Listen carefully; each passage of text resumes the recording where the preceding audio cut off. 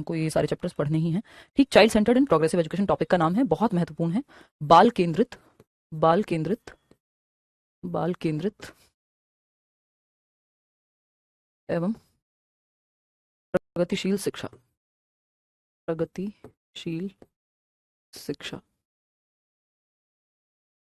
बात सही है नहीं? तो बाल केंद्रित एवं प्रगतिशील शिक्षा, प्रोग्रेसिव मतलब प्रगतिशील।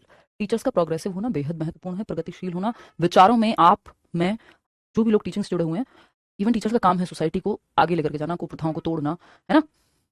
बात सही है आयुषी? चलिए, तो अगर हम बात करें तो बाल केंद्रित एवं प्रगतिशील शिक्षा, तो आपको शिक्षा ऐसी देनी है जो समय वर्तमान को ध्यान में रख करके और फ्यूचर को लेकर के विजनरी आप हो। बेसिकली बच्चे को सेंटर में रखना है, क्योंकि बच्चा ही सेंटर है एजुकेशन का। बच्चे के लिए शिक्षा है, शिक्षा के लिए बच्चा नहीं है, या फिर स्कूल के लिए बच्चा नहीं है, बच्चे के लिए स्कूल बनाए गए हैं। तो हमें बच्चे को सेंटर में रखना है। अपने टीचिंग मेथड्स को सेलेक्ट करते समय कि हम किस तरीके से पढ़ाएंगे, है ना, कौन से वो तरीके हैं, कौन से वो टॉपिक्स हैं, किस तरह से हम बेहतर तरीके से बच्चे को समझा सकें, बच्चा सीख सके अपने पेस पे अपनी। हाँ, ये चाइल्ड सेंटर एजुकेशन 3 चीजें मान करके चलती है बाय नेचर बच्चे के बारे में। क्योंकि कई बार क्या करते हैं टीचर्स, या कई बार आप भी एग्जाम में फंस जाते हैं, आपको ऐसे ऑप्शंस दिए जाते हैं टीचिंग एप्टीट्यूड के क्वेश्चंस में, जिसमें कहा जाता है कि भाई बच्चा जो है पढ़ना ही नहीं चाहता, बच्चे में कमी है ना? हाँ, हम नहीं, बिल्कुल सही बोल रहे हो। मौसमी, मौसमी हो सकता है आपका नाम हो, बस CHUMI लिखा है आपने। इस शर्ट के साथ, मतलब ये कुर्ता ही है बेसिकली, इस कुर्ते के साथ थोड़ी प्रॉब्लम है कि ये अभी मुझे पिछली क्लास में आप लोगों ने बताया, और फिर उसके बाद मैं थोड़ी देर का ही गैप था, मैं कॉल आ गया एक, तो मैं बात करने लग गई, तो मैं चेंज नहीं कर पाई। एक बार कल चेक कर लूंगी, अगर इससे ज़्यादा समस्या हुई तो ये मैं आगे से नहीं पहनूंगी, है ना? चलिए, क्लास में मतलब देखिएगा। तो अगर हम बात करें यहाँ, तो एक चीज समझ में आती है कि 3 चीजें चाइल्ड सेंटर्ड एजुकेशन मानती है, मैं इसको CCL कहती हूँ। कि ऐसा नहीं है कि बच्चे में कमी आपको कभी भी नहीं निकालनी होती पेडागोजी में, आपको अपने मेथड में इंप्रूवमेंट करना होता है। बच्चा एक तरीके से नहीं, दूसरी तरीके से, ये आपको देखना है कि आप कैसे सिखा सकते हैं। बच्चे में कमी निकालने की बजाय आपको ये देखना है कि कैसे आप सिखा सकते हैं बच्चे को, ठीक है ना?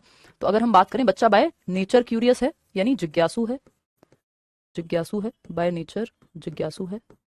और अगर हम बात करते हैं, ये देख लेना यार, बड़े हो की या छोटे हो की, बहुत टाइम से मैं हिंदी कम ही लिखती हूँ, तो उस चक्कर में कई बार गड़बड़ हो जाती है, देख लेना।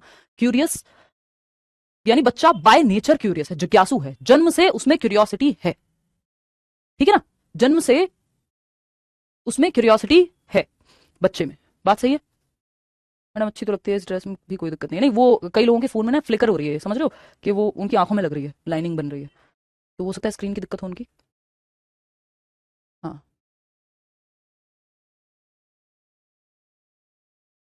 हम्म। अनीशा, हर जगह आप हर बात नहीं कह पाएंगे, क्योंकि वो समस्या बन जाएगी। जब अगर आप ये कहेंगे कि बेटों की तरह काम कर रहे हो, किसी ने आपको कहा, और आप उनको समझाएंगे कि ये स्टीरियोटाइप है, ये बहुत आगे की बातें हैं। समाज अभी उतनी स्पीड में नहीं बदल रहा, है ना? ये बहुत इवॉल्व थॉट है। अभी तो अगर कोई ये कह रहा है, तो वो कहीं ना कहीं एम्पावर ही कर रहा है अपनी बेटियों को, वो तभी ये बात कह पा रहा है, या वो कहीं ना कहीं बढ़ावा दे रहा होगा, है ना? लेकिन अगर इसको और क्रिटिकली देखा जाए, तब ये ऐसा नजर आएगा कि हमें ये कहना ही क्यों पड़ रहा है कि बेटों की तरह। समझ पा रहे हो ना? तो लेकिन वो बहुत इवॉल्व थॉट है, अभी हम उतने तैयार नहीं है शायद कुछ चीज़ों के लिए, वो हम अपने जीवन में ही चेंज ले आए तो बहुत बड़ी बात है ना? कुछ चीज़ें मैं भी बॉदर होती हूँ जब देखती हूँ आसपास, बट हर चीज़ फिर आप जी नहीं पाएंगे अगर आप थोड़े से समय से आगे हैं या थोड़ा सा प्रोग्रेसिव सोचते हैं। हर चीज़ आपको कई दिनों तक बॉदर करेगी फिर, है ना? चलिए आ जाइए। तो अगर हम बात करें, बच्चा बाय नेचर क्यूरियस है, जिज्ञासु है, वो भर भर के सवाल पूछता है, उसके मन में पता नहीं कितने सवाल आते हैं। और अगर हम बात करें, तो वो हर चीज़ को जानने की जिज्ञासा रखता है। जब आप छोटे होते हैं, आप देखते हैं कि बच्चे को कुछ भी दिखता है, वो हर चीज पे सवाल पूछेगा, आप थक जाएंगे उसको जवाब देते देते, वो सवाल पूछता है। या फिर आप उसको डांट देंगे, अरे ये क्या सवाल है, मत पूछो, अरे बाद में बात करना। जबकि वो जरूरी है, उसकी क्यूरियोसिटी को, उसकी क्वेश्चनिंग को आपको बढ़ावा देना है। वैसे ही हम सीखते हैं। मेरा भाई कोई भी क्वेश्चन पूछता है, मैं कोशिश करती हूँ कि हम उस पर चर्चा कर पाएं प्रॉपर, और अगर कहीं कोई लैक है तो हम डिस्कस कर पाएं, खुद से बैठ करके पढ़ पाएं। अगर सारी चीजें आपको नहीं पता हो तो आप जान सकते हैं, ठीक है ना? और मिन्नी बता रही है कि वीडियो की क्वालिटी बढ़ा लो, फिर कुर्ते से प्रॉब्लम नहीं होगी। बहुत बढ़िया। तो अगर हम देखें यहाँ पे, तो क्यूरियोसिटी बच्चे में जन्म से है, वो सवाल पूछता है, जो उसको मिल जाए, पेन मिल जाए, पेंसिल मिल जाए, बॉटल मिल जाए, हर चीज को खोल के देखेगा, जानने की कोशिश करेगा। तो जिज्ञासा है उसके अंदर। वो दीवारों पे पेंट करेगा, वो जहां मिल जाए, उसको पेन चलाना आ जाए, वो कहीं भी किलम काटी करना शुरू कर देता है, स्क्रिबलिंग जिसको हम कहते हैं। तो ये बात जो है, अगर इसको हम दबाते हैं, तो सोसाइटी कहीं ना कहीं बच्चे की क्यूरियोसिटी को कई बार किल करती है। लेकिन बच्चा इनहेरेंटली जो है, यानी बाय इट्स वेरी नेचर जो है, बच्चा क्या है? जिज्ञासु है, ठीक। क्रिएटिविटी की अगर हम बात करते हैं, क्रिएटिविटी यानी रचनात्मकता, क्रिएटिविटी यानी रचनात्मकता। रचनात्मकता क्या है? रचनात्मक बताया तो था निखिल फ्राइडे को कि 2 दिन छुट्टी रहेगी, 3 दिन अब लगातार क्लास लगेगी। वैसे MWF में होगी अगले हफ्ते से, है ना? तो पिछली क्लास अटेंड नहीं करते हो फिर बाद में परेशान होते हो, सब बताया हुआ है। क्रिएटिविटी क्या है? रचनात्मकता, कुछ नए करने की क्षमता, कुछ नए ढंग से सोचने की क्षमता।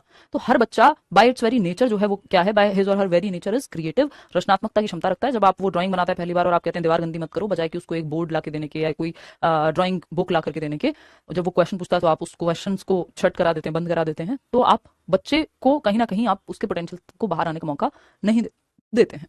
तो क्यूरियोसिटी की अगर हम बात करें, क्रिएटिविटी की अगर हम बात करें, तो रचनात्मकता क्या है? कुछ नया करने की क्षमता।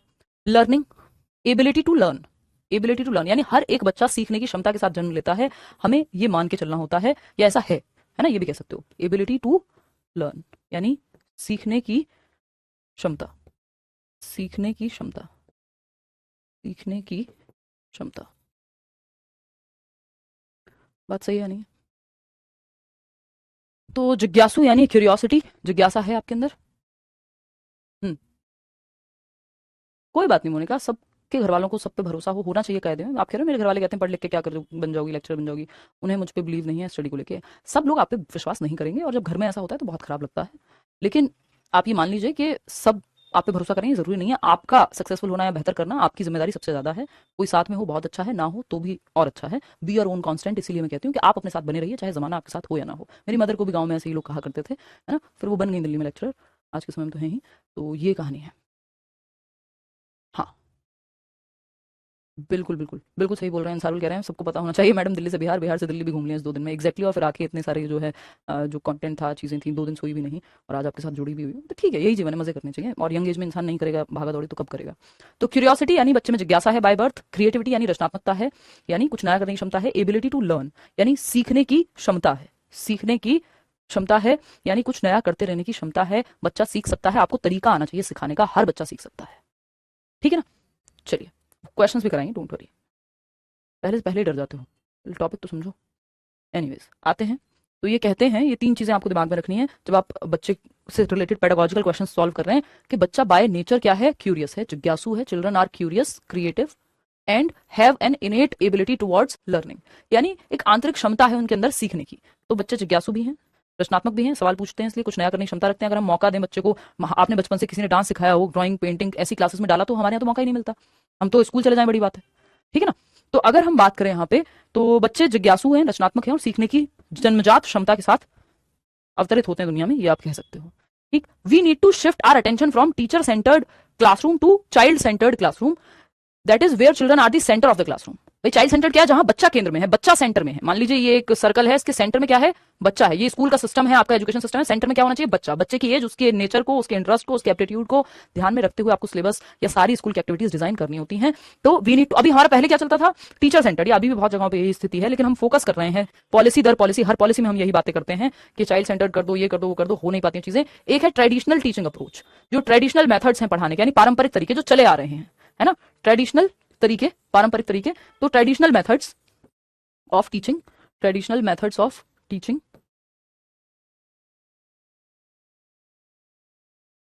जिसको हम टीचर सेंटर्ड मेथड भी कहते हैं। टीचर सेंटर्ड मेथड्स यानी जहां शिक्षक केंद्र में है, टीचर सेंटर्ड मेथड्स। ठीक, पारंपरिक, पारंपरिक तरीके सिखाने के। और अगर हम बात करें टीचर सेंटर्ड मेथड्स यानी शिक्षक केंद्रित विधियां, शिक्षक केंद्रित विधियां।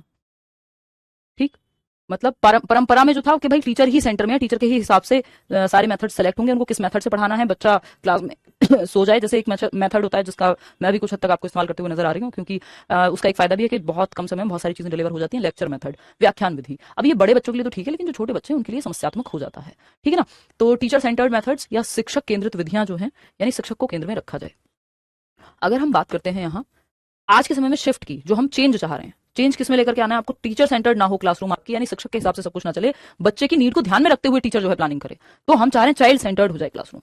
क्या हो जाए? चाइल्ड सेंटर्ड हो जाए, यानी बाल केंद्रित हो क्लासरूम। चाइल्ड सेंटर्ड मेथड्स को आपको अपनाना है, जहां जैसे प्लेवे मेथड है, बच्चे खेल खेल में सीख जाते हैं, है ना, तो आपको इस तरह के मेथड्स को अपनाना, जहां बच्चे को सेंटर में रख सकें, उस हिसाब से आप अपना सिलेबस डिजाइन करें, है ना। बच्चे की एज को रख करके ध्यान में, साइकोलॉजी का ध्यान में रख करके तब सिलेबस डिजाइन होता है। जब आप एनसीईआरटी की बुक्स वगैरह देखते हैं, वो सब चाइल्ड सेंटर्ड वे में डेवलप की गई है। ठीक है ना? तो अगर हम बात करें बाल केंद्रित की, यानी बच्चे को केंद्र में रखिए, उसकी नीड, उसकी एज, उसमें क्या क्षमता है, वो किस तरफ उसका इंटरेस्ट है, क्या टैलेंट है, बाल केंद्रित शिक्षा। बाल केंद्रित शिक्षा। बात सही है नहीं है?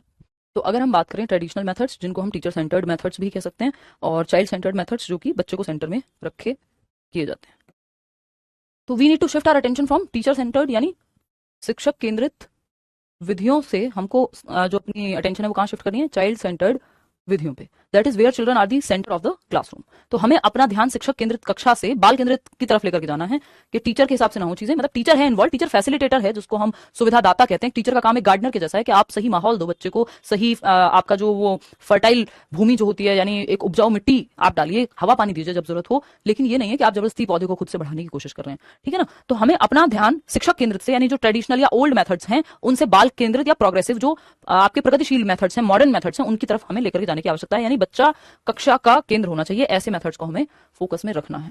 बात सही है नहीं है? चलिए, तो अगर हम टीचर सेंटर्ड की बात कर रहे हैं, तो टीचर सेंटर्ड में क्या होता था, या शिक्षक केंद्रित विधियों में क्या होता है? अगर टीचर सेंटर्ड अप्रोच है, यानी आपने क्या तरीका अपनाया है, शिक्षक केंद्रित अगर कोई विधि है, शिक्षक केंद्रित विधियों में क्या होता है, या क्लासरूम में क्या होगा, कि टीचर ज्ञान का सागर है, उसमें सब कुछ भरा हुआ है, और बच्चा जो है खाली बर्तन है, ब्लैंक स्लेट। इसको टेबुला रासा भी कहा है आपके जॉन लॉक ने 17वीं शताब्दी में, बट आपके लिए उतना महत्वपूर्ण नहीं है जानना। तो कि बच्चा, टीचर जो है ज्ञान से भरा हुआ एक जग है, जग और मग मेथड भी कह देते थे इसको, lecture method one of the teacher centred methods में से आता है। व्याख्यान विधि, कि बस टीचर व्याख्यान देता रहे, व्याख्याता भी बोलते हैं इसलिए लेक्चरर बोलते हैं, बट वो बड़ी क्लासेस के लिए होता है लेक्चरर, कि कम से कम 11th 12th का टीचर है जिसको हम लेक्चरर कहते हैं, ठीक है ना। तो अगर हम बात कर रहे हैं टीचर सेंटर्ड में, टीचर ज्ञान का भरा हुआ भंडार है और बच्चा खाली बर्तन है जिसके अंदर वो ज्ञान क्या कर रहा है, ट्रांसफर कर रहा है। तो लर्नर यानी अधिगमकर्ता, ये खाली बर्तन है जिसमें ज्ञान की बूंदें टपका रहा है टीचर, ये है कहानी, ठीक है। ये टीचर सेंटर्ड मेथड है, ये टीचर में ज्ञान भरा हुआ है, वो बच्चे में भर रहा है ज्ञान, अपने ज्ञान का जो है ट्रांसफर बच्चे में कर रहा है, ये है टीचर सेंटर्ड। ये ट्रेडिशनल या ओल्ड मेथड है, हालांकि बहुत जगहों पे आज भी ये यूज होता है, बट वो हमारे सिस्टम का कहीं ना कहीं कुछ हद तक फेलियर ही है। तो ट्रेडिशनल मेथड्स, और अगर हम बात करें टीचर सेंटर्ड या ओल्ड मेथड, है ना, पुरानी पारंपरिक विधियां हैं ये जो टीचर सेंटर्ड अप्रोच है, इसको ना अपना करके आपको मॉडर्न डे अप्रोच अपनानी है। आपको शिफ्ट चाहिए टीचर सेंटर्ड से चाइल्ड सेंटर्ड की तरफ, जहां बच्चा सेंटर में हो, बच्चे के हिसाब से गतिविधियां जो हैं, यानी एक्टिविटीज जो हैं, वो प्लान की जानी चाहिए, ठीक है। तो यहाँ पे ये है चाइल्ड सेंटर्ड, ये किसका उदाहरण है? हमें शिफ्ट करना है इस टीचर सेंटर्ड से, जो कि यहाँ पे है, एक तरफ एक भरा हुआ बर्तन है, इस भरे हुए बर्तन से खाली बर्तन जो कि बच्चा है, इसको आप टीचर कह लीजिए, और ये है जो आपका स्टूडेंट, तो इसमें भर देना है आपको ज्ञान को। ये जग और मग, इस जग से इस मग में ट्रांसफर कर दिया, ये गलत तरीका है, टीचर सेंटर्ड, ये एक गलत तरीका है। बात करते हैं चाइल्ड सेंटर्ड पे। तो अगर हम चाइल्ड सेंटर्ड की बात करेंगे, तो चाइल्ड सेंटर्ड में आप बच्चे को पौधे की तरह ट्रीट करते हैं, उसको सही माहौल देते हैं, एनवायरमेंट अच्छा देते हैं, बट बच्चे की नीड्स को ध्यान में रख करके ही आप क्या करते हैं, अपने मेथड्स प्लान करते हैं। बच्चे की नीड्स, यहाँ एक बच्चा बना देती हूँ, बच्चे की नीड्स को ध्यान में रखते हुए, नीड्स, और बच्चे की नीड्स हो गई, उसकी एज, उसका एप्टीट्यूड, वो किस तरफ अच्छा करने की क्षमता रखता है। विराट कोहली को अगर क्रिकेट में नहीं डालते और पढ़ाई के लिए ही उकसाते रहते, तो हो सकता है आज वो विराट कोहली ना होते। तो आपको एप्टीट्यूड भी देखना होता है कि बच्चे में क्या करने की क्षमता है, क्या किस तरफ उसका रुझान है, किस तरफ उसका इंटरेस्ट है। समझ पा रहे हैं बात को? तो बच्चे को ध्यान में रख करके एक अच्छा एनवायरमेंट, जिसको हम कहते हैं कॉन्ड्यूसिव एनवायरमेंट देना है आपको। चाइल्ड सेंटर्ड एजुकेशन क्या कह रही है? आप समृद्ध परिवेश दीजिए जहां से बच्चा आगे बढ़ सके। तो चाइल्ड सेंटर्ड एजुकेशन ये कहती है, चाइल्ड सेंटर्ड एजुकेशन क्या कह रही है? चाइल्ड सेंटर्ड एजुकेशन क्या कह रही है? चाइल्ड सेंटर्ड एजुकेशन की अगर हम बात करें, तो वो एक चीज कहती है, क्या है वो? कि आप कॉन्ड्यूसिव एनवायरमेंट दीजिए बच्चे को, कॉन्ड्यूसिव एनवायरमेंट दीजिए, कॉन्ड्यूसिव एनवायरमेंट दीजिए, ठीक है। कॉन्ड्यूसिव एनवायरमेंट बोले तो समृद्ध परिवेश, समृद्ध परिवेश, समृद्ध परिवेश, समृद्ध परिवेश, ठीक, क्लियर है?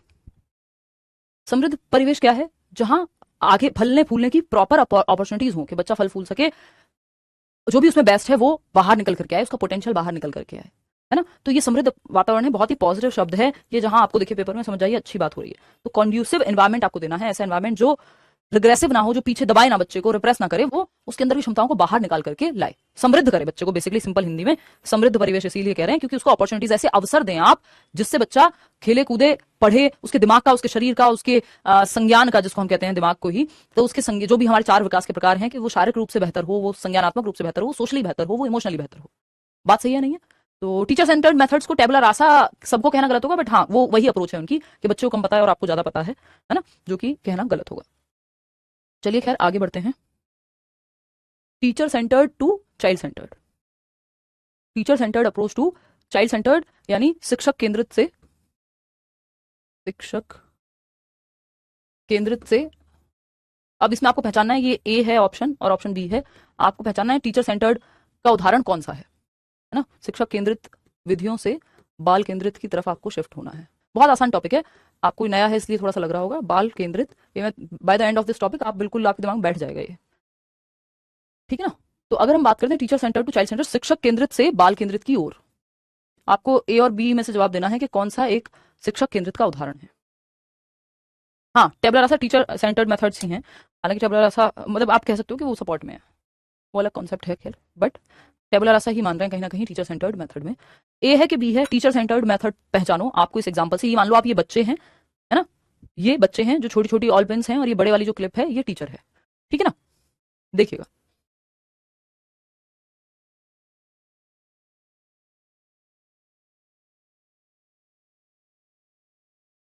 देखिएगा फटाक से। अगर हम बात करते हैं टीचर सेंटर्ड की, तो ये टीचर है यहाँ पर, ये जो बड़े वाली क्लिप है ना, और ये जो नॉर्मल ऑल पेन कहते हैं, इसको क्या कहते हैं, कुछ तो कहते हैं, ऑल पेन होती है या कुछ क्लिप है, बेसिकली पेपर क्लिप जो होती है, ये स्टूडेंट्स हैं। तो एक तरफ आप देख रहे हैं कि टीचर यहाँ बीच में कहीं है, स्टूडेंट्स ग्रुप में बैठे हुए हैं, अलग अलग 5-5 के ग्रुप बने हुए हैं मान लीजिए, ऐसे ग्रुप में बच्चे बैठे हुए हैं पूरी क्लास में, कुछ एक्टिविटी कर रहे हैं। टीचर एक बार यहाँ है, फिर यहाँ जाएगा, फिर यहाँ जाएगा, फिर यहाँ जाएगा, टीचर सबसे मिलने जुलने के प्रयास में है, ठीक। अगर हम बात करते हैं तो ये चाइल्ड सेंटर्ड हुआ, ये टीचर सेंटर्ड, जिन्होंने बी ऑप्शन सही दिया था वो सही थे, है ना। ये टीचर सेंटर्ड क्योंकि टीचर यहाँ एक जगह जमा हुआ है बुत की तरह, और यहीं से चौक फेंक फेंक फेंक करके मार रहा है, पीछे जो बच्चा सो गया है मान लीजिए कोई, बच्चे अपनी अपनी जगह पे फिक्स्ड हैं। और ये क्या है, ये एक ट्रेडिशनल क्लासरूम है। अब इसका मतलब ये नहीं जहां पे भी ऐसे बैठे हैं बच्चे वो ट्रेडिशनल क्लासरूम है, ये जस्ट एक रिप्रेजेंटेशन है, पेपर क्लिप, हाँ ये जस्ट एक प्रस्तुतिकरण है किसका, कि टीचर सेंटर्ड क्लासरूम कैसी दिख सकती है और उसके वर्सेस चाइल्ड सेंटर्ड क्लासरूम कैसी दिख सकती है। तो जहां टीचर सब बच्चों से मिलजुल करके सबका पता ले, सबके साथ टीचर और बच्चे दोनों एक्टिव हैं यहाँ पे, कुल मिला के यहाँ पे सिर्फ टीचर एक्टिव होगा, बाकी सब बच्चे ऐसे बैठे हुए हैं। तो टीचर सेंटर्ड क्लासरूम की प्रॉब्लम ये है कि यहाँ टीचर ज्यादा एक्टिव है, बच्चे कम एक्टिव हैं या एक्टिव हैं ही नहीं, तो बच्चे को भी एक्टिव रखना है। तो जो चाइल्ड सेंटर्ड क्लासरूम होगी उसकी एक विशेषता होती है कि टीचर और बच्चे दोनों ही एक्टिव होते हैं। ऐसा नहीं कि टीचर का कोई रोल नहीं है चाइल्ड सेंटर्ड में, टीचर एक्टिविटीज प्लान करता है, पढ़ाता है, तो इसीलिए हम कहते हैं teacher and students both are active. किसमें? चाइल्ड सेंटर्ड एक्टिविटी में, चाइल्ड सेंटर्ड क्लासरूम में, तो teacher and students both are active, ठीक है बात। सक्रिय होते हैं टीचर और स्टूडेंट दोनों ही, कहां पे? चाइल्ड सेंटर्ड एनवायरनमेंट में। जो टीचर सेंट्रिक क्लासरूम होगा वहां टीचर ही ज्यादा एक्टिव मिलेगा आपको, ठीक है बात, कोई दिक्कत नहीं है। चलिए आगे बढ़ते हैं। चाइल्ड सेंटर्ड एजुकेशन और किन किन चीजों पर फोकस करती है एक एक करके चर्चा कर लेते हैं। Focus on child's current life and experiences, बहुत विशेष ध्यान से सुनिएगा कि बच्चे के वर्तमान जीवन पे, जिसको प्रेजेंट लाइफ भी कह देते हैं, है ना। Focus on child's current life and experiences, जो बाल केंद्रित शिक्षा है वो बच्चे के वर्तमान जीवन व अनुभवों पर एवं अनुभवों पर केंद्रित होती है, केंद्रित है, ठीक है। तो focus on child's current life and experiences, तो बच्चे के वर्तमान जीवन एवं अनुभवों पर केंद्रित होती है चाइल्ड सेंटर्ड एजुकेशन। इसको एक और, तमिलनाडु से देख रहा हूँ, बहुत बढ़िया जी एस के यादव, इसको एक और भाषा में या दूसरी लैंग्वेज में या दूसरे वर्ड में क्या कह सकते हैं, करंट लाइफ को प्रेजेंट लाइफ के लिए। तो ये बहुत बात पूछ लेता है कि प्रेजेंट लाइफ के लिए शिक्षा कौन देने की बात करता है, तो प्रेजेंट लाइफ की बात जॉन डुई, प्रोग्रेसिव एजुकेशन के फाउंडर हैं, उन्होंने बात की है। और प्रोग्रेसिव एजुकेशन और चाइल्ड सेंटर्ड एजुकेशन, ये बच्चे की प्रेजेंट लाइफ यानी वर्तमान जीवन जो है उससे जोड़ करके पढ़ाइए, उसको बेहतर कीजिए, वहां से वो कुछ सीखे, बच्चे की रियल लाइफ से जोड़िए, और जो बच्चा अनुभव ले रहा है उससे वो सीख पाए, इस चीज पे फोकस करती है आपकी चाइल्ड सेंटर्ड एजुकेशन, ठीक। Put children at the centre of education, यानी बच्चों को शिक्षा के केंद्र में रखती है, बच्चों को शिक्षा के केंद्र में रखती है, बच्चों को शिक्षा के केंद्र में रखती है ना।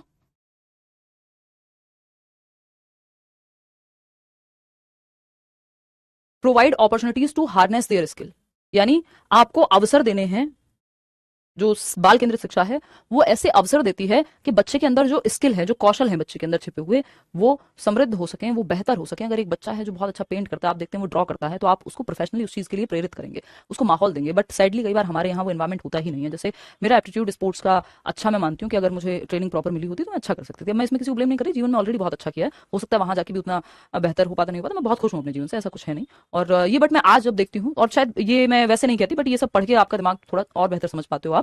तो किसी ना किसी स्पोर्ट्स में, स्पेशली क्रिकेट का मुझे बहुत शौक था, मैं दिन दिन भर खेल भी रहती थी बिना ऑफिशियल मतलब प्रोफेशनली खेले। तो बेहतर किया जा सकता था, बट समय पे ट्रेनिंग मिलना, वो माहौल मिलना, ये सब भी बहुत बड़ा रोल प्ले करता है। आपको कैसे टीचर्स मिले हैं, आपको आपके पेरेंट्स कितने अवेयर हैं। वो एक दंगल का डायलॉग है ना कि चैंपियन पैदा नहीं होते, बनाए जाते हैं। तो एनवायरमेंट का भी बहुत रोल होता है बच्चे को शेप देने में, है ना। तो ऐसा एनवायरमेंट, ऐसे अवसर मिलने चाहिए बच्चे को। और ये नहीं कई बार आप जबरदस्ती बच्चों को वो करते हैं। आपको बच्चे के अंदर का टैलेंट भी देखना है, या बच्चे के अंदर किस चीज को लेकर के झुकाव है वो भी देखना है, ठीक है ना। तो अगर हम देखें यहाँ, तो provide opportunities to harness their skill, आपको बच्चे को अवसर देने जिससे उसके अंदर जो छिपे हुए कौशल हैं वो बाहर विकसित होकर के आ सके। 5 चीजें आप ट्राई करते हैं। थोड़े से एजुकेटेड अमीरों के बच्चे, उनको पता नहीं वो बचपन से क्या क्या करा रहे हैं, वो स्विमिंग क्लासेस भी जा रहे हैं, वो डांस क्लास भी जा रहे हैं, वो गिटार भी सीख रहे हैं, वो छुट्टियों में दुनिया भी घूम रहे हैं, वो पता नहीं क्या क्या कर रहे हैं। और अगर इतने सारे में से कुछ ना कुछ में वो अच्छे निकल जाएंगे, मतलब माहौल तो मिला, तो एक पर्सनैलिटी कैसी होगी, होलिस्टिक पर्सनैलिटी बन जाएगी, अगर इस तरह का माहौल मिल रहा है तो। हालांकि इसका मतलब ये नहीं है कि जिनके पास बिल्कुल अपॉर्चुनिटीज नहीं है वो अच्छा नहीं कर रहे, ऑफकोर्स करते हैं, बट उनके लिए थोड़ी मुश्किलें ज्यादा होती हैं, ठीक है ना। तो support the choice of the child, यानी बच्चों, और आप देखेंगे ये जो इंटरनेशनल बोर्ड के स्कूल्स हैं, आईसीएसई हैं, जहां पे थोड़ी महंगी है शिक्षा, वहां पे ये सारी बातें लागू भी हो रही हैं। और जो हमारे गवर्नमेंट स्कूल्स हैं या हमारे नॉर्मल प्राइवेट स्कूल्स हैं, वहां ये ना तो टीचर लागू कर पाते हैं, ना तो टीचर्स के व्यवहार में कोई परिवर्तन है। बहुत सारे टीचर्स अच्छा भी करते हैं, ऐसा नहीं है, लेकिन वहां का सिस्टम डिफरेंट है। तो कहीं ना कहीं जो ये बातें हैं, ये बहुत पहले से लागू हो जा रही हैं उन जगहों पे जो एक्सेप्शनल हैं, जहां लिमिटेड बच्चे पढ़ते हैं। और मेजोरिटी के केस में हम अभी भी विकासशील देश हैं, क्योंकि तो शिक्षा उस तरह से, वो सिस्टम जो है नहीं दे पा रहे हैं हम जिस तरह से मिलना चाहिए, रिकमेंडेड है। खैर, तो support the choice of the child, आपको बच्चे की चुनाव को भी सपोर्ट करना है। यानी बच्चे ने जो चूज किया है, भाई बच्चा चाहता है कि मैम मैं तो इसको ऐसे करना चाहता हूँ, मैं अच्छा आपको ये इस पे एक आंसर लिख के दे दूं, अच्छा मैं आपको ओरली सुना दूं। एक चीज को जांचने के या सिखाने के 50 तरीके हो सकते हैं। तो आप बच्चे को उसमें कम से कम अवसर दीजिए कि वो चुने कि कौन सा तरीका उसको ज्यादा बेहतर लगेगा, ठीक है ना। फिर आगे बढ़े, the child has an individual identity, यानी बच्चे की क्या है, एक व्यक्तिगत आइडेंटिटी है, व्यक्तिगत पहचान है। तो मतलब आपको ऐसा नहीं है कि बच्चे को आप ये सोचेंगे तो बच्चा इसे क्या पता है। बच्चे को कई लोग क्या मानते हैं, ये मानते हैं कि उसको तो कुछ पता ही नहीं है, वो तो बेवकूफ है। ये एकदम गलत बातें हैं, ठीक है ना। इंडिविजुअल आइडेंटिटी है, ये नहीं उसको झाड़ दिया, 2 थप्पड़ लगा दिए, भाई वो अपने आप में एक व्यक्ति है, he is his own person. आप उसको एक व्यक्ति की तरह ही ट्रीट कीजिए, है ना। मैंने ये सब चीजें कोशिश की अपने भाई के साथ यूज करने की, मैं कितनी सफल हो पाई हूं पता नहीं है, बट मुझे लगता है कि हाँ कामयाब हुई हूं मैं थोड़ी सी इस चीज में, है ना। कि सिर्फ नंबर की रेस में ना भगाया जाए, वो खुद से अगर इंसान में हो तो वो चीज करे वो, ठीक है ना। तो कई बार हालांकि ये है कि मेहनत करना सीख जाते हो जब आप ये सब चीजों पे ध्यान देते हो। तो the child has an individual identity, बच्चे की एक इंडिविजुअल आइडेंटिटी है। Go for differentiated instruction, differentiated instruction एक बहुत ही प्यारा सा तरीका है इंस्ट्रक्शन का, पढ़ाने का। इसको आप वर्ड को दिमाग में रखिएगा, महत्वपूर्ण है। इस पर थोड़ी चर्चा कर लेते हैं कि डिफरेंशिएट, क्योंकि बच्चे की इंडिविजुअल आइडेंटिटी है, तो आपको एज अ टीचर क्लासरूम में डिफरेंशिएटेड इंस्ट्रक्शन का इस्तेमाल करना चाहिए। डिफरेंशिएटेड इंस्ट्रक्शन का इस्तेमाल आपको करना चाहिए। डिफरेंशिएटेड इंस्ट्रक्शन, डिफरेंशिएटेड इंस्ट्रक्शन का इस्तेमाल आपको करना चाहिए, ठीक है। यानी विभेदी अनुदेशन कहते हैं इसको, विभेदी अनुदेशन, विभेदी अनुदेशन। अगर हम बात करते हैं डिफरेंशिएटेड इंस्ट्रक्शन की, तो आपको बच्चे की नीड्स, उसकी एज, उसका इंटरेस्ट और जो भी बातें हैं उससे संबंधित, उनको ध्यान में रखते हुए अपने टीचिंग मेथड्स में परिवर्तन करने चाहिए। इसी को आसान भाषा में डिफरेंशिएटेड इंस्ट्रक्शन हम कह सकते हैं। और आप वेरिंग लेवल ऑफ डिफिकल्टी पे पढ़ाना जानते हैं, मतलब एक वो बच्चा जो फास्ट सीखता है, एक वो बच्चा जो थोड़ा धीमे सीखता है, एक बच्चा जिसको एक तरीके से कोई चीज समझ आती है, दूसरे को दूसरे तरीके से आएगी। इन सब को केटर कर पा रहे हैं आप अपने मेथड में, डिफरेंशिएशन ला पाते हैं, वहीं से बनाए शब्द। यानी मल्टीपल तरीके से आप पढ़ा पाते हैं, हर बच्चा आपसे सीख पाए। तो बच्चे की needs, age, interest, teaching method को आप अपने चेंज कर पाए, इन सबको ध्यान में रखते हुए हर एक लेवल पे आप पढ़ा पाए, वेरिंग लेवल ऑफ डिफिकल्टी हो। मल्टी लेवल टीचिंग भी कहते हैं इसको, मतलब इसको नहीं, बट जो लाइन मैं बोल रही हूँ कि जब आप वेरियस लेवल्स का ध्यान रख पाए, तो डिफरेंशिएटेड इंस्ट्रक्शन जरूरी है। यानी आप अपने इंस्ट्रक्शन में, अपने पढ़ाने के तरीके में, मेथड में चेंजेस लाएं, बच्चे की नीड्स को ध्यान में रखते हुए, डिफिकल्ट इजी, हर तरह का बच्चा आपके साथ जुड़ पाए, आप डिफरेंस ला पाए। बच्चों के साथ डिफरेंशिएट नहीं करना है आपको कि तुम अच्छे हो तुम खराब हो, अपने मेथड्स में चेंजेस लाना है नीड के हिसाब से, उसी को हम डिफरेंशिएटेड इंस्ट्रक्शन कह रहे हैं, ठीक है। तो चाइल्ड सेंटर्ड मेथड है ये, बहुत ही इसको ध्यान में रखना है। इतनी बात क्लियर है, होपफुली इतनी बात क्लियर होगी। अब बात करते हैं qualities of a progressive school, यानी एक प्रगतिशील विद्यालय की जो क्वालिटीज होनी चाहिए उन पे हम चर्चा करते हैं, ठीक है।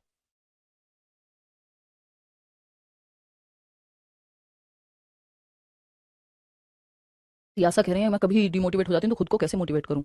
त्यासा, जीवन आपका है, जिम्मेदारी आपकी है, आपको इसको बेहतरीन तरीके से जीना है, संघर्ष भी करना है और उसमें खुश भी रहना है। तो ये सारी जिम्मेदारियां आपके कंधों पे हैं, है ना। बहुत लोग हैं दुनिया में, आपको हर तरह के लोग मिल जाएंगे, बशर्ते आप अपने जीवन में वो कर रहे हो जो आपके लिए जरूरी है ना। चलिए, qualities of a progressive school, यानी एक प्रगतिशील विद्यालय। देखिए, प्रोग्रेसिव स्कूल्स खोले गए जॉन डुई के द्वारा, इनको फादर ऑफ प्रोग्रेसिव एजुकेशन कहा जाता है। प्रोग्रेसिव एजुकेशन की जब हम बात कर रहे हैं, तो child centred and progressive education topic है ना आज का, यानी जो बच्चे को सेंटर में रखती हो, है ना। तो प्रोग्रेसिव एजुकेशन जो है, चाइल्ड सेंटर्ड एजुकेशन का जो आइडिया है उसको पूरी तरह से ध्यान में रखती है, सपोर्ट करती है ना, ध्यान में रखती है और सपोर्ट करती है। प्रोग्रेसिव एजुकेशन, प्रोग्रेसिव एजुकेशन यानी प्रगतिशील शिक्षा। प्रगतिशील शिक्षा के जो जनक हैं वो कहा जाता है जॉन डुई को, या जॉन डीवी भी कह देते हैं इनको कई लोग। प्रगतिशील शिक्षा, प्रगतिशील शिक्षा। तो जॉन डुई ने इसको दिया है, जॉन डुई या जॉन डीवी, ठीक है जी, जॉन डीवी, जॉन डीवी, ठीक है। और वैसे इंग्लिश को हम जॉन डुई, इंग्लिश में इनको जॉन डुई कहते हैं। इन्होंने प्रोग्रेसिव स्कूल्स खोले थे। प्रोग्रेसिव अवॉइड करना अगर थोड़ी बार ड्रिल की आवाज आ रही हो तो, एक मिनट रुको यार, देखना। तो प्रोग्रेसिव एजुकेशन के जनक हैं, ये फादर ऑफ प्रोग्रेसिव एजुकेशन कहा जाता है जॉन डुई को, फादर ऑफ प्रोग्रेसिव एजुकेशन कहा जाता है जॉन डुई को। और इन्होंने बेसिकली स्कूल्स खोले जिनको प्रोग्रेसिव स्कूल्स या लैब स्कूल्स भी कहा गया। ये पूछा जा चुका है कि प्रोग्रेसिव स्कूल्स को और क्या कहते थे, तो लैब स्कूल्स कहते थे, है ना। ये प्रैग्मेटिक व्यक्ति रहे हैं, यानी प्रैग्मेटिज्म एक शाखा है फिलोसफी की, जिसको प्रयोजनवाद कह देते हैं, यानी जो प्रैक्टिकल तरीका हो उसको अपनाइए आप, ठीक है ना। प्रैक्टिकल तरीके का चुनाव किया जाना चाहिए शिक्षा में। तो प्रोग्रेसिव एजुकेशन आगे बेहतरी के लिए, प्रेजेंट लाइफ के लिए सिखाती है। एलिमेंट्री स्कूल्स भी कहा गया इसको, प्रेजेंट लाइफ के लिए सिखाती है, यानी जो वर्तमान जीवन है बच्चे के अनुभवों पे जोर देती है कुल मिलाकर के प्रगतिशील शिक्षा। अमेरिका में शिकागो में इन्होंने स्कूल्स खोले, ठीक है ना। तो क्वालिटीज ऑफ अ प्रोग्रेसिव, एक प्रोग्रेसिव स्कूल जो जॉन डुई के द्वारा खोले गए, जहां चाइल्ड सेंटर्ड एजुकेशन को ध्यान में रखा जाता था, वहां क्या क्या होता था। एक तो वहां लर्निंग बाय डूइंग को ध्यान में रखते थे, यानी करके सीखने को ध्यान में रखते थे, करके सीखने को ध्यान में रखते थे, करके सीखना, ठीक है, करके सीखना, इतनी बात क्लियर है। करके सीखना यानी learning by doing. Hands on experience, यानी बच्चे को आप क्या दीजिए, प्रयोग के मौके दीजिए, प्रयोग के अवसर, प्रयोग करके वो सीख पाए, प्रयोग के अवसर। यानी अगर आप लेबोरेटरी में ले जाएंगे बच्चे को या कोई एक्टिविटी करके सिखा देंगे उसको, तो वो हैंड्स ऑन एक्सपीरियंस जब ले लेगा, तो वो जब खुद से एक बार मिला करके देखेगा, इस रंग को मिलाने से ये वाला रंग बनता है, इन दो रंगों को मिलाने से, तो वो कभी भूलेगा नहीं। मतलब करके सीखा है उसने, एक्टिविटी करके सीखा है। लर्निंग बाय डूइंग, करके सीखना, बशर्ते आप बताएं कोई चीज और आप करके दिखा दें, या बच्चे को खुद से हैंड्स ऑन एक्सपेरिमेंट करने दें, यानी उसको खुद से एक्सपेरिमेंट करने दें, उसको कहीं लैब में ले जाएं, कोई प्रैक्टिकल चीज करवा करके दिखा दें, रियल लाइफ से जुड़वा दें, तो ये क्या होगा शेख, ये कहलाएगा करके सीखना या प्रोग्रेसिव एजुकेशन का पार्ट। की सिद्धांत है, प्रोग्रेसिव एजुकेशन इन सब चीजों को मानती है कि बच्चे जो हैं वो करके सीखते हैं, और प्रोग्रेसिव स्कूल्स में इन सब बातों को फॉलो भी किया गया। ठीक, फिर आता है problem solving and critical thinking पे जोर देती है प्रोग्रेसिव एजुकेशन। बहुत ही बेहतरीन मेथड्स हैं सिखाने के इसमें। प्रॉब्लम सॉल्विंग यानी समस्या समाधान। भाई जीवन क्या है, समस्याओं का भंडार है, जीवन में समस्याएं आती रहेंगी, अगर आप उनको सॉल्व करना नहीं सीखेंगे तो आप परेशान होते रहेंगे, ठीक है ना। तो प्रोग्रेसिव एजुकेशन प्रॉब्लम सॉल्विंग पे ध्यान देती है। बहुत इंपॉर्टेंट वर्ड्स मैं आपको बता रही हूँ, सारी एजुकेशन पॉलिसीज इन्हीं चीजों पर फोकस कर रही हैं आज तक, है ना। Problem solving and critical thinking, क्या है, critical thinking, problem solving and critical thinking, ठीक है बात। तो अगर हम देखते हैं समस्या समाधान, समस्या समाधान, समस्या समाधान एवं समस्या समाधान एवं समालोचनात्मक चिंतन, एवं समालोचनात्मक, समालोचनात्मक चिंतन, समालोचनात्मक चिंतन, यानी बच्चे को आप प्रॉब्लम सॉल्वर बनाएं कि जीवन में जब समस्याएं आए तो वो उनको सॉल्व करना सीखे, भागे ना उनसे, है ना। Thank you Alia. तो समस्याओं का समाधान निकालना बच्चा सीख पाए, आप उसको एक प्रॉब्लम सॉल्वर बनाए, ना कि डिपेंडेंट बनाए हर चीज के लिए, ठीक है ना। इतनी बात क्लियर है। पेडागॉजी सब जगह होती है भाई, वो इसमें आप क्या, अरे यार इतना देखिएगा। तो अगर हम बात कर रहे हैं problem solving and critical thinking की, तो समस्या समाधान, समस्या समाधान हम निकाल सकें समस्याओं का समाधान, समालोचनात्मक चिंतन यानी क्रिटिकल थिंकिंग, यानी क्रिटिकली सोच पाए, हर एक चीज को आप कई नजरियों से देख पाए, फैक्ट्स क्या हैं, यानी तथ्य क्या है, किसी बात में एक्चुअल बात क्या है और कौन सी बात बना करके कही गई है ना, या क्या ओपिनियन है किसी की। जब आपके सामने कोई भी न्यूज आती है तो आपको पता होना चाहिए कि भाई ये किसी का विचार है, एक इंडिविजुअल का, ये फैक्ट नहीं है। आप इन चीजों में डिफरेंशिएट कर पाए। किसी ने आपको बताया 2000 के नोट में चिप है, तो आपने मान नहीं लिया, है ना। तो विचार क्या है किसी के, या सलाह क्या है, क्या राय है किसी की, वो उससे डिफरेंशिएट कर पाएगा एक व्यक्ति। जो ये नहीं कि किसी ने, मेरे फेवरेट व्यक्ति ने बोल दिया तो हाँ यही सही है ना। यही सही है, ऐसा कहना गलत है। ठीक है, तो फैक्ट्स क्या है, ओपिनियन क्या है, ये सब चीजों पे फोकस किया जाना चाहिए, क्वेश्चनिंग होनी चाहिए, है ना। तो कहानी ये है कि क्रिटिकल थिंकिंग, फैक्ट्स यानी तथ्य जो हैं, तथ्य और ओपिनियन को हम डिफरेंशिएट कर पाए। फिर बात करते हैं हम प्रॉब्लम सॉल्विंग की। प्रॉब्लम सॉल्विंग, अगेन बच्चे को प्रॉब्लम सॉल्व करना आए, ये एक बात है। तो समस्या समाधान एवं समालोचनात्मक चिंतन, ये सब चीजें हम सिखा पाए बच्चे को, हर एक चीज का एनालिसिस करना आए, वो सही क्या है गलत क्या है खुद से सीख पाए, एनालिसिस सिंथेसिस करके अपने ज्ञान का निर्माण स्वयं से कर पाए, क्वेश्चन पूछे, ये सब क्रिटिकल थिंकिंग में आता है ना। एनालिसिस यानी विश्लेषण, चीजों की गहराई में जाना, ये नहीं है जस्ट किसी ने कहा और मान लिया आपने, है ना। क्वेश्चनिंग करना, समस्या समाधान, प्रॉब्लम सॉल्विंग, समस्याओं का समाधान निकालना, ये दो चीजें आपकी क्रिटिकल हैं। किसमें? प्रोग्रेसिव एजुकेशन के स्कूल्स की क्वालिटीज हैं, गुणों में आती हैं कि ये प्रोग्रेसिव स्कूल्स में सिखाया जाता था कि वर्तमान जीवन की समस्याएं, ऐसे एक्सपेरिमेंट्स, इन सबको सिखाएं, आप समाज में चेंजेस लाएं। Life long learning and social skills, यानी आप जीवन पर्यंत सीखते रहें और सामाजिक कौशलों को विकसित करते रहें। Life long learning and social skills, जीवन पर्यंत बच्चा एक लर्नर बना रहे। मैं अपने जो भी मेरे सोशल मीडिया प्रोफाइल है मैं वहां लिखती भी हूँ, अ लर्नर फॉर एवर, मेरे चैनल का नाम भी है लेट्स लर्न, है ना। तो वो क्यों है? क्योंकि आप जीवन भर अगर सीखते रहेंगे तो आप हमेशा बेहतर बनते रहेंगे। तो लाइफ लॉन्ग लर्निंग एटीट्यूड। और दूसरा सोशल स्किल्स को भी सिखाने की बात करती है, सामाजिक कौशलों को। सामाजिक कौशल क्या होते हैं? आप एक दूसरे का साथ दें, कोऑपरेट करें, बदलाव लाएं जहां जरूरत हो, है ना, केयर करें, एम्पैथी हो आपके अंदर। तो सामाजिक कौशल, टॉलरेट करना, टीम वर्क करना, है ना, कि टीम में अगर अभी कल आरसीबी मैच जीती है, भाई टीम वर्क है वो।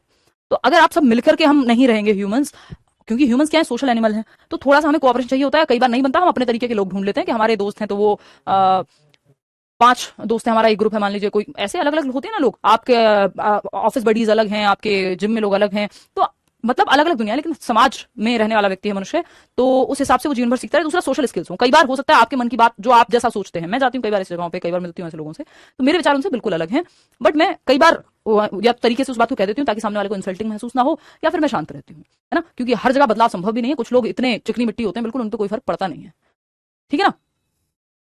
हाँ, तो ये क्या है, ये सामाजिक कौशल, सोशल स्किल्स हैं कि आपको पता हो कहाँ कैसे आपको अडेप्ट करना है, मैनेज करना है, कहाँ बदलाव लाना है, किस बात पे बोलना है, किस बात पे चुप रह जाना है, वट एवर इट डिपेंड्स। मतलब ये तो मैं जस्ट आपको एग्जांपल दे रही हूँ सतही स्तर के, अदरवाइज कोऑपरेशन, टॉलरेंस, समाज में जो है आगे की तरफ सोचना, जो हम बात करते हैं ऑल्ट्रुइज्म की, भले के लिए सोचना लोगों के, ये सब सोशल स्किल्स में आ जाते हैं। Collaborative group work and development of social skills, ये बात हमारी हो चुकी है कि ये जो प्रोग्रेसिव एजुकेशन है ये सामाजिक कौशलों के को विकसित करने पे फोकस करती है। कोलैबोरेटिव ग्रुप क्या है? यानी सहयोग करना, बच्चे जो है ग्रुप में सीखें। जैसे मैंने आपको एग्जांपल भी दिया था कि बच्चे ग्रुप में कोई काम कर रहे हैं तो वो एक दूसरे से बहुत कुछ सीखते हैं, सामाजिक कौशल भी सीखते हैं कि मान लीजिए, और सामाजिक अवेयरनेस भी आती है, किसी के घर में क्या बना, डिफरेंसेस को क्या करना चाहते हैं, वो डिफरेंसेस को क्या कर सकते हैं, अप्रिशिएट किया जा सकता है, डिफरेंसेस के साथ जिया जा सकता है। मैं ऐसा सोचती हूँ, आप कुछ और सोचते होंगे, तीसरा व्यक्ति कुछ और सोचता होगा, लेकिन हम ये कहें कि नहीं ये डिफरेंस तो खत्म ही हो जाना चाहिए, आपको तो नहीं रहना चाहिए, वो गलत होगा फिर। ठीक, आते हैं नेक्स्ट पॉइंट है D emphasis on text books, यानी डी एम्फेसाइज करती है जो आपकी टेक्स्ट बुक्स हैं, कि टेक्स्ट बुक सर्वसर्वा नहीं है, टेक्स्ट बुक ऑलमाइटी नहीं है, वो ऐसा नहीं है कि टेक्स्ट बुक में ही जो लिखा है उसके अलावा कुछ मत सिखाओ और जो टेक्स्ट बुक में है सिर्फ वही पढ़ाओ, आपको जीवन से, रियल लाइफ से भी सिखाना। डी एम्फेसाइज करना यानी जोर को कम करना या हटाना महत्व को, टेक्स्ट बुक ही सब कुछ नहीं है, बहुत सारे तरीके हैं सिखाने के, text book is one of the sources, ठीक है ना जी दर्शकों। तो ये क्या है, text book is one of the sources, बहुत सारे सोर्सेज हैं सिखाने के, वो कोई चार्ट हो सकता है, कोई एग्जांपल हो सकता है, कोई एक्टिविटी हो सकती है, कोई मूवी, कोई आपने मैगजीन, कोई आपने इंटरनेट पे कोई आर्टिकल पढ़ा हो, बहुत सारे तरीके हो सकते हैं सिखाने के। Text book one of the तरीका है, सारे तरीकों का एकमात्र तरीका नहीं है, तो वन ऑफ द रिसोर्सेज, जितने भी संसाधन है उनमें से एक संसाधन है, ऐसा नहीं है कि टेक्स्ट बुक ही सब कुछ है। तो आप बच्चे को एक्टिविटीज भी कराइए, उसको बाकी चीजें भी सिखाइए। ये कुल मिलाकर के बात यहाँ की जा रही है कि लर्निंग बाय डूइंग हो, हैंड्स ऑन एक्सपीरियंस, प्रयोग करके सीखे बच्चा, एक्सपेरिमेंट करके सीखे, समस्या समाधान करता बने, क्रिटिकल थिंकर बने, यानी समालोचनात्मक चिंतन कर सके, हर एक पहलू से चीजों को देखे, लाइफ लॉन्ग लर्निंग एटीट्यूड उसके अंदर हो, सामाजिक कौशल, समाज में रहना सीख पाए, कोलैबोरेटिव ग्रुप वर्क, और जहां बदलाव की जरूरत हो समाज में बदलाव भी लेकर आए, collaborative group work and development of social skills, साथ में मिलकर के सबके काम सीखे। D emphasis on text books, यानी डी एम्फेसाइज किया है टेक्स्ट बुक ही सब कुछ नहीं है, एक्टिविटीज भी आपको करानी है, बाकी बहुत तरीके हैं सिखाने के, उन सब पे जोर देना है। अब जॉन डुई के बारे में कल हम बात करेंगे। और कोलैबोरेटिव ग्रुप वर्क से बहुत सारे फायदे होते हैं शेख, है ना, वर्कलोड कम जो हो जाता है, और भी बहुत सारी चीजें हैं, वो कोऑपरेशन सीखता है, वो टॉलरेंस सीखता है, वो डिफरेंस ऑफ ओपिनियन के साथ रहना सीखता है, ठीक है ना। अमीश आप मेल कर दीजिए, या तो वो रिफंड हो ही जाएंगे आपको, ठीक, इतनी बात क्लियर है। डी एम्फेसाइज करना, एम्फेसाइज करना होता है जोर देना किसी चीज, डी एम्फेसाइज करना मतलब जोर हटाना, जोर ना देना। तो टेक्स्ट बुक से ध्यान, ऐसा नहीं कि सब कुछ टेक्स्ट बुक की ही इंपॉर्टेंस पे सारे गाने गाए जा रहे हैं, उसके अलावा भी चीजें हैं। जैसे लोग ब्यूटी को लेकर पागल हुए रहते हैं, बड़ी अच्छी बात है, आप अप्रिशिएट कीजिए, आपको कोई अच्छा दिखता है, आप खुद को अच्छे दिखते हैं, वट एवर, बट वो सब कुछ नहीं है। हमने ओवर एम्फेसाइज करके रखा हुआ है लुक्स को, जबकि आपके जो गुण है व्यक्ति के, मेरे दिमाग में तब तक कोई इंसान नहीं चढ़ता जब तक वो अपनी बातों से या अपनी समझ से ना चढ़े। सुंदर है, अच्छी बात है, बट वो सरफेस लेवल की बात है, वो कोई बहुत महत्वपूर्ण चीज नहीं है जब तक, ठीक है, वो अच्छी बात है, आप कॉम्प्लीमेंट कर दो किसी को, मैम मुझे लव मैरिज करनी है, घर वालों से कैसे बात करूं, बहुत स्ट्रिक्ट हैं और अभी जॉब भी नहीं है, कैसे करूं बात, बहुत टेंशन है, एज हो गई है 30। देखिए वंदना जी, जीवन में कुछ चीज़ें मुश्किल होती ही हैं, फोकस कीजिए जॉब पे, और दोनों में से अगर कोई भी जॉब में है तो आप बात कर लीजिए, थोड़ा कलेश होगा मानेंगे, मतलब आपको पता होता है, देखो स्ट्रिक्ट तो फिर जीवन तो आप ही को जीना है ना पूरा, और ये आपको ये थोड़े से पर्सनल मामले हो जाते हैं, इनमें कोई भी एक ओपिनियन नहीं चलती, ठीक है ना, बट ये बात याद रखिए कि जीवन आपको जीना है किसी एक व्यक्ति के साथ। मैं ऐसे कई लोगों को देखती हूँ, सिर्फ लड़कियों को ही नहीं, लड़के भी कई बार प्रेशर में जब आप शादी कर लेते हैं तो दुखी बहुत बार दिखते हैं मुझे। पहले मुझे थोड़ा सा ये लगता था नहीं लड़कियों के लिए समस्या ज़्यादा है, जो कि है भी, क्योंकि घर वही छोड़ के जा रही हैं और भी बहुत सारी चीज़ें हैं, बट लड़कों के केस में भी कम दुख नहीं है, अगर विचार ना मिलते हों या समस्याएं ना ज़्यादा हो जाएं तो ज़रूरी है कि पार्टनर और करियर जैसी जो चीज़ें हैं, मुझे लगता है ये दो बहुत महत्वपूर्ण चीज़ें हैं जीवन की, कि ये चॉइसेस आप खुद लें तो बेहतर है, बेशक आप बाद में पछताएं लेकिन वो आपकी की हुई गलती होंगी।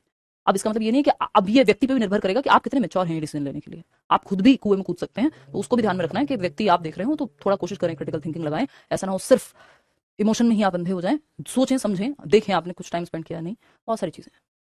ये बहुत ही ओपन एंडेड टॉपिक्स हैं, इनको मैं 1-2 मिनट में क्या ही समझाऊं, है ना। चलिए आज के लिए इतना ही रखते हैं, कल हम मिलेंगे सेम टाइम पे, और कल दिन दिन में जो सीटेट वाले बच्चे हैं उनमें 3 बजे वाली क्लास भी लूंगी। आज के लिए हम इतना ही रखते हैं, बहुत ड्रिलिंग की बार बार आवाज़ आई जा रही है, मैं भी थोड़ा परेशान हो रही हूँ, पटना में रहता हूँ, आपसे मिलने का बहुत मन था दीपिका, बहुत फास्ट में गई हूँ और बहुत फास्ट में आ गई हूँ, 24 घंटे भी नहीं रुकी हूँ, है ना।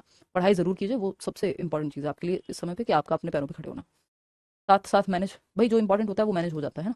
चलिए टेक केयर, कल होगी भाई, नोट्स आपको मिल जाएंगे, कोई दिक्कत ही नहीं है। चलो बाय बाय।